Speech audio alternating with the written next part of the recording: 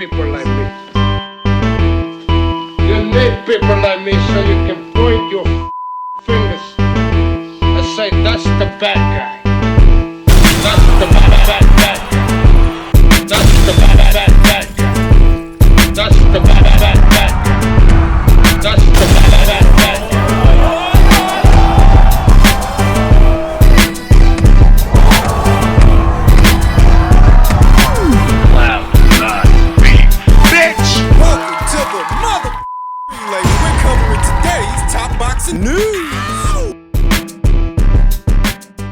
Okay, we'll start with this. Claressa Shields had this to say about her rematch with Franchon Cruz. Literally, the biggest challenge for me is Franchon. Despite what the people have been saying, she gets the upsets. The worst thing anybody can do is underestimate her like Greene did. I'm not taking this fight lightly. If I didn't know better, I'd think the only reason that Claressa Shields is now talking up Franchon Cruz, who she already fought and she already beat, is because she knows there was a growing demand, and there still is, for her to move down and fight Greene. Greene, who reacted to the news of their second fight by saying, "Oh my god, the rematch of the century. 76 likes. Yes." You could definitely argue that Franchon is a better opponent for Claressa than would have been. She is a more accomplished fighter, and well, she did beat 1 or 2 fights ago. There is that to consider, but there is also that nobody was asking for this rematch. Nobody was asking Claressa to fight Franchon again. They were asking her to fight Savannah again, but she ignored them, and there was a growing demand for a Greene fight at 168. She ignored that too, likely because she doesn't want to move back down to 168, and she herself is not providing a big enough financial incentive for a fighter like Jadeja to move up. What separates Jadeja from Franchon Cruz? Representation. Greene is represented by MVP, so you can't just offer her peanuts on the dollar to move all the way up there to heavyweight for what's supposed to be an undisputed title fight. You have to pay her well. I don't believe that Claressa Shields can. Not on Dimitri Salita's dime. There was a big hullabaloo about Claressa's landmark deal, worth an estimated $8 million spread across 4 fights in the next 2 years. But that really only speaks to what Claressa stands to make in her next few fights. What about her opponents? What are they supposed to make? It looks a lot like what Claressa wants to do is funnel these fighters to the heavyweight division, force them to move up. It wouldn't be the end of the world if she were providing a bigger financial incentive, but I don't think that Claressa Shields can. The way that it works, the reason people chase around a big marquee attraction, a Canelo Alvarez, for example, is because of what they stand to make from the fight. That win or lose, they'll likely get paid their biggest purse fighting him. That doesn't appear to be the case with Claressa Shields. The kind of money she's kicking out, Jadeja could likely make that or more staying put. Staying right there where she is as a defending super middleweight champion. It's not about poo-pooing on the Franchon Cruz fight. Franchon is a credible opponent.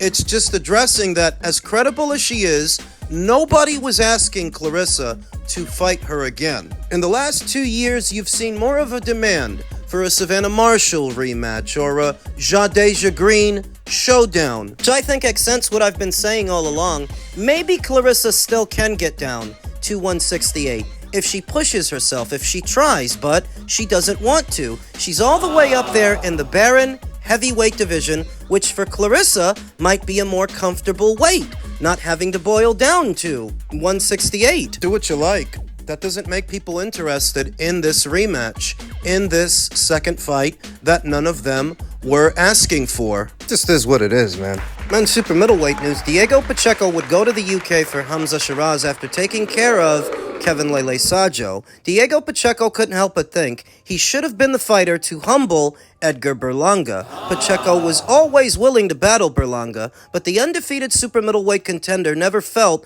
there were serious discussions about that match materializing. Now that Hamza Sheeraz spectacularly took out the brash Brooklyn native, Pacheco has turned his attention towards a potential fight with an emerging star deep in his division. Sheeraz, after looking great and knocking Berlanga out, He's got a lot of recognition here in the US, Pacheco told The Ring. I think a fight with him would be huge here in the States, in Saudi, or even in the UK. I think that would be a really big fight, and honestly, I see that as one of the best fights in the division right now. LA's Pacheco must first conquer Cameroonian contender Kevin Lele Sadjo this weekend. Kevin is sort of the polar opposite of Hamza Sheeraz, where Hamza is a long and limber fighter, likes to use his jab, likes to box. Kevin is the opposite. Kevin is a very short, stumpy, stocky super middleweight, hyper-aggressive, likes to crash the pocket, likes to get in close. It's going to be interesting to see how Diego Pacheco handles that aggression, but as stated, the fight this weekend is a very different fight to what a Hamza Sheeraz fight would be. England's Sheeraz doesn't have his next fight set, but neither he nor Pacheco appear to be potential opponents for undefeated super middleweight champion Terence Crawford. While Hamza doesn't yet have his next fight set, there was an order that came down from the World Boxing Council for a Sheeraz versus Mabili fight for the newly vacated WBC title. I think it's likelier than not that Hamza takes that fight for that newly vacated title. Whereas Diego Pacheco appears to be going up the WBO route, and it's conceivable that if he stays that route and wins this weekend, he could then be in line to become this division's next WBO champion, making a showdown with Hamza potentially a unification match, since nobody really expects Terence Crawford to stay at this weight and hang on to those belts. Sooner or later, they're gonna get dispersed. Diego aims to etch a new identity for himself after parting ways from Team Benavidez. Diego Pacheco is looking to close the calendar this year with a crushing KO after a workmanlike unanimous decision win against Steven Nelson in January, then Trevor McCumbee in July. Pacheco is promising a stoppage win against Kevin Lele Sadjo this Saturday. The super middleweight matchup will headline a Matchroom boxing card on DAZN at the Adventist Health Arena in Stockton, California. Gonna make this fight look easy, and I'm gonna get him out of there for sure, Pacheco promised on Inside the Ring. I'm gonna use my God-given abilities to my advantage. I have great boxing ability, and I'm very athletic for a guy who's 6'4". I have everything you need to become a world champion. I am very successful when I use my jab and stick to it. I like working on the inside and working the body with uppercuts. That's how I break down my opponents. The way it breaks down, given his height and his reach, Diego Pacheco can make himself a very, very difficult man to get close to due to that long jab, that persistent jab. But if by some chance a guy finds its way past it, he's not a deer in the headlights. He can work on the inside, letting go of big hooks and big uppercuts up the middle. Diego is a good fighter.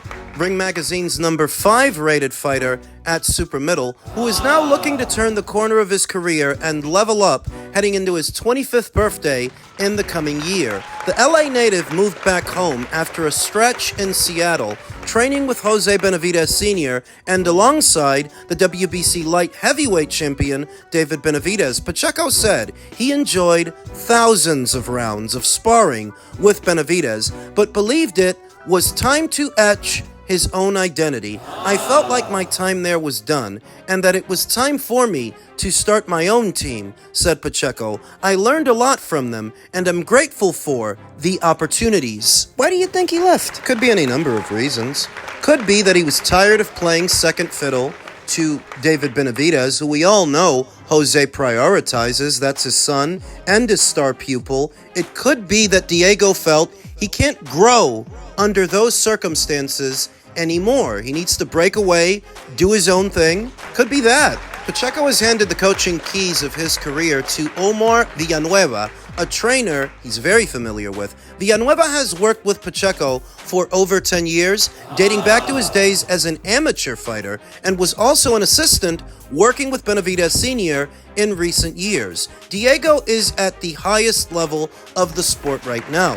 Villanueva told The Ring, "My job is not to change him, but to add to his already built skill set and remind him what his best tools are, and add a smart game plan that will showcase his diverse skill set." Diverse is right, because I've always looked at Diego Pacheco as being too good for Jose Benavidez. I don't have a high opinion of Jose Benavidez as a trainer or his star pupil, David Benavidez, as a fighter. Seems a very simple fighter to me. Whereas Diego Pacheco, while very young, seems a lot more malleable, a lot more adaptable, that he can box, he can bang. He can move, manage the distance, his feet aren't nailed to the floor. With a new corner in store, Pacheco is supposed to look more seasoned in order to steamroll Sadjo, a 35-year-old from Cameroon, without a significant win on his resume. A better-looking performance against Sadjo should set up Pacheco for a more notable name next year. I am down to fight Christian Mabili, Lester the Molester Martinez, said Pacheco. I would also like to fight Jaime Munguia, Hamza Sheeraz, and obviously Canelo. Those are the fights that can make me a superstar. Well, yeah, because he's not there yet. You know, still more building, still more work that needs doing for Diego Pacheco. But I've seen a good number of Diego's fights, and for the most part, he is a fan-friendly fighter. The last two performances were workman-like performances. He didn't look amazing with Steven So Old Nelson. And the Trevor McCumbee fight, I'd have to say, that's the most human I've ever seen Diego Pacheco. And perhaps that's what sparked the corner switch. Perhaps that's what motivated him to leave Jose Benavidez and start anew. Perhaps he felt like he had plateaued and gone as far as he could go with Jose. Wasn't gonna learn nothing new. I think he's got the right idea. I expect him to win this weekend against Kevin Lele Sadjo. It's just a question of how. Kevin Lele Sadjo's kind of guy that's going to put himself in a position to either knock the other guy out or get knocked out trying. He's that kind of fighter. He's that aggressive. Pressure fighter, pressure style. It's a kind of style that works up until it doesn't. I don't think it's going to work for Kevin this weekend. I think that Diego is going to set him up and knock him down, knock him out. What about his expressed desire to face Hamza Sheeraz? Table that conversation, at least for now. It's a good shout, and it's a distinct possibility for the super middleweight division since both Frank Warren and Eddie Hearn promote shows on the same platform. Theoretically, it could happen down the line, but it's not something I see for the immediate future. Currently, even with a win over Kevin Lele Sadjo, Diego has no incentive, provides no incentive, I should say, for Hamza to fight him. So maybe in a year. Circle back, revisit this conversation. It can happen, just not in the near future, not right now. Diego doesn't provide enough of an incentive for Hamza to face him. Over to the men's heavyweight division, the IBA show for what was a WBA regular title, where seasoned veteran and Olympian Kubrat Pulev took on former cruiserweight champion Murat Gassiev, and he was doing all right at the start, for at least the first 3 rounds, showing that educated jab, which has long been dubbed Kubrat Pulev's best weapon, that ever-present jab. Beating those feet, stepping around Murat Gassiev, keeping the jab in front of him, essentially blinding him, and simultaneously disarming him because it was a short jab. A short jab is harder to counter than, say, a stiff jab or a step jab that a fighter is stepping into because the arm isn't out there long enough for you to counter it. Whereas Pulev, he's throwing short jabs, little short jabs to keep Gassiev blinded, and at the end of that jab, periodically bringing the backhand behind it, and sometimes he actually got in. Jab in the straight. I would say that for at least the first 3 rounds of this fight, Gassiev looked like a man lost in the sauce. He doesn't really start to come alive until round 4. And there's a legitimate argument that Kubrat won that round too. But you start to see more of an effort from Gassiev to mow down the old-timer, putting punches together, coming forward. That starts in round 4, goes into round 5. And I remember in round 5, towards the end of it, Gassiev got in with a short left hook, just like the one that he finished Pulev with. He got in with that shot. I was surprised that Pulev was able to take it, so that a few seconds into the 6th, about 30 seconds, he connects with a short counter hook on the inside that floors the old-timer, floors the old man, who could not gather himself fast enough to beat the count.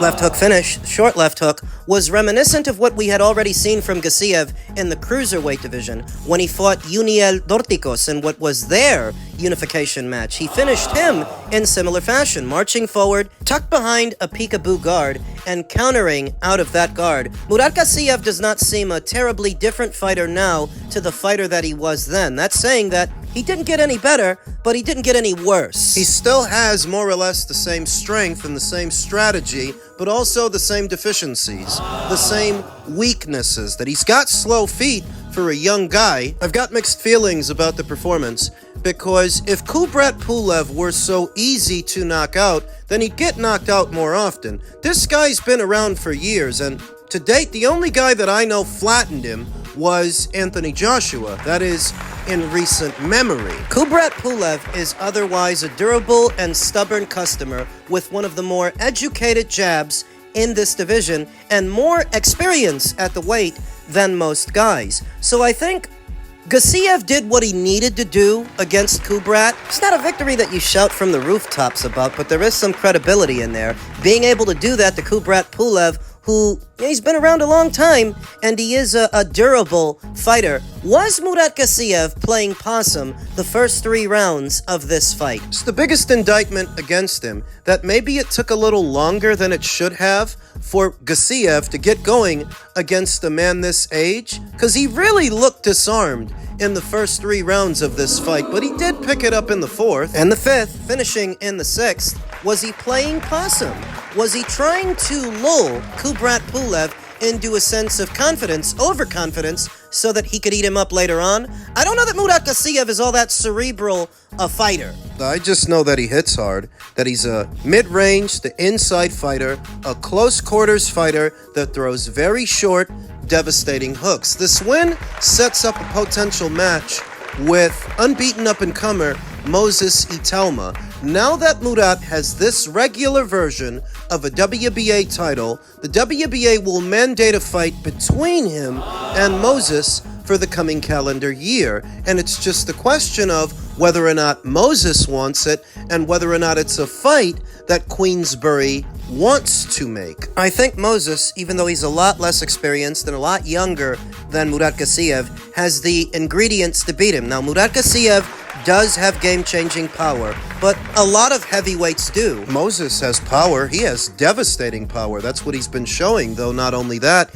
he's got footwork, he's got speed, he's got agility, snap in the punches, and he's not limited to operating within close quarters like Murat Gassiev. If he can get in close, he's a dangerous guy. But if you can keep him at the end of the jab at arm's length, you defuse the bomb. That's how Alexander Usyk beat him, that's how Otto Wallin beat him, and that's how Moses Itauma can beat him. Stepping around him, beating those feet, keeping the jab working, and getting in with power shots, because Moses does hit hard. They both do, which is what makes the contest interesting. Don't let Murat close the distance, because if you do, you could be in trouble. I look forward to Itauma versus Gassiev in the coming calendar year. Good job, Murat Gassiev. The prediction stuck. I picked him to stop the old-timer, and he did just that.